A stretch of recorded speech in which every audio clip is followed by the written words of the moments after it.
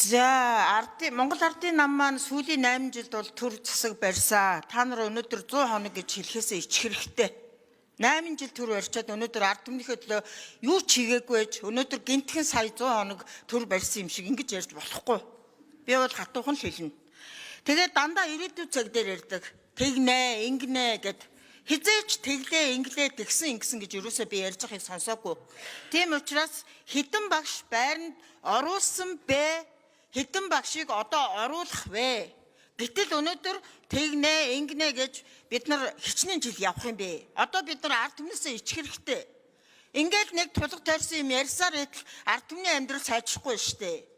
Ингээд эрх барьж сүүлийн 8 жил эрх барьсан Монгол ардын намын та бол их хурлын дараагаар бас олон жил ажилласан хүн шүү дээ. Засгийн газарт ажилласан, засгийн газрын эрх газрын дарга байсан. Ийм хүн байж өнөөдөр 100 хоног яриа сууж байхасаа бол та нар бол